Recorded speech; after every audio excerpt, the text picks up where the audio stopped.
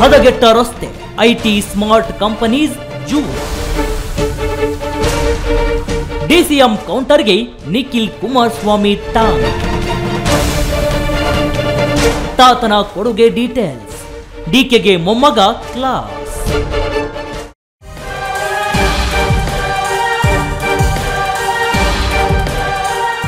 ವೀಕ್ಷಕರೇ, ಮಳೆಯಿಂದಾಗಿ ರಾಜಧಾನಿಯ ರಸ್ತೆಗಳು ಕುಲಗೆಟ್ಟು ಹೋಗಿದೆ, ಗುಂಡಿಗಳು ಹೆಚ್ಚಾಗಿವೆ.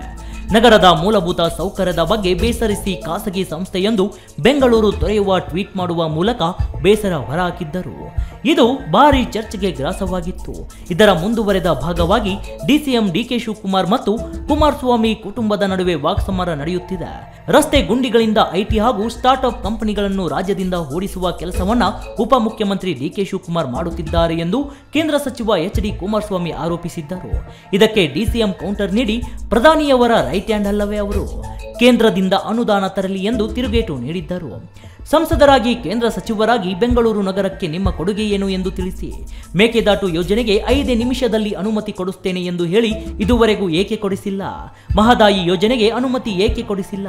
ರೈತರ ಮಕ್ಕಳು ಎಂದು ಹೇಳಿಕೊಳ್ಳುವ ನೀವು ಯುಕೆಪಿ ಯೋಜನೆ ವಿರುದ್ಧ ಮಹಾರಾಷ್ಟ್ರ ಸಿಎಂ ಸುಪ್ರೀಂ ಕೋರ್ಟ್ಗೆ ಹೋಗುತ್ತೇವೆ ಎಂದು ಹೇಳಿರುವಾಗ ಅದರ ವಿರುದ್ಧ ಏಕೆ ಧ್ವನಿ ಎತ್ತುತ್ತಿಲ್ಲ ಎಂದು ಡಿಕೆ ಶಿವಕುಮಾರ್ ಪ್ರಶ್ನಿಸಿದ್ದರು. ಡಿಕೆ ಶಿವಕುಮಾರ್ ಹೇಳಿಕೆ ಬೆನ್ನಲ್ಲೇ ಬೆಂಗಳೂರು ನಗರಕ್ಕೆ ಎಚ್.ಡಿ. ದೇವೇಗೌಡ ಅವರು ಸಿಎಂ ಪಿಎಂ ಆಗಿದ್ದಾಗ ಮತ್ತು ಎಚ್.ಡಿ. ಕುಮಾರಸ್ವಾಮಿಯವರು ಮುಖ್ಯಮಂತ್ರಿ ಆಗಿದ್ದ ಅವಧಿಯಲ್ಲಿ ನೀಡಿದ ಕೊಡುಗೆ ಏನು ಎನ್ನುವುದನ್ನು ವಿವರಿಸುವ ಮೂಲಕ ಟಾಂಗ್ ನೀಡಿದ್ದಾರೆ. ಶ್ವೇತಪತ್ರ ಹೊರಡಿಸಲು ನಾನ್ ರೆಡಿ, ನೀವು ರೆಡಿನಾ?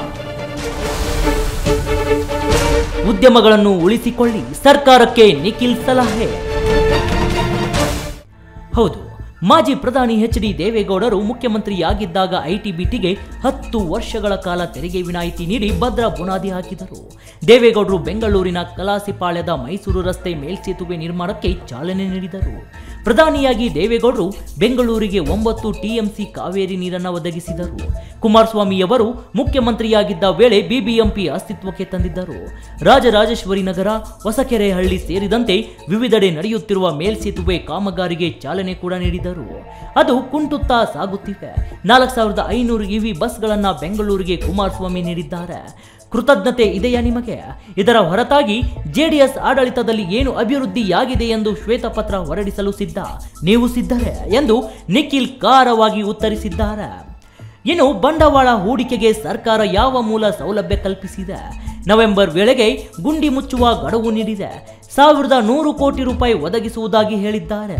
ಮೂಲ ಸೌಕರ್ಯವಿಲ್ಲದೆ ಉದ್ಯಮಗಳು ನೆರೆಹೊರೆಯ ರಾಜ್ಯಗಳಿಗೆ ಹೋದರೆ ತೆರಿಗೆ ನಷ್ಟ ಉಂಟಾಗಲಿದೆ. ಜಿಬಿಯ ವ್ಯಾಪ್ತಿಯಲ್ಲಿ ವಾರ್ಷಿಕ 850 ಕೋಟಿ ರೂಪಾಯಿ ತೆರಿಗೆ ಪಾವತಿಯಾಗುತ್ತಿದೆ. ಇರುವ ಕಂಪನಿಗಳನ್ನು ಉಳಿಸಿಕೊಂಡು ಹೊಸ ಕಂಪನಿಗಳನ್ನು ಬೆಂಗಳೂರಿಗೆ ಕರೆತರುವ ಪ್ರಯತ್ನವಾಗುತ್ತಿಲ್ಲ ಎಂದು ನಿಖಿಲ್ ಕುಮಾರಸ್ವಾಮಿ ಆಕ್ಷೇಪಿಸಿದ್ದಾರೆ. Varun M, speed news Kannada, Bengaluru.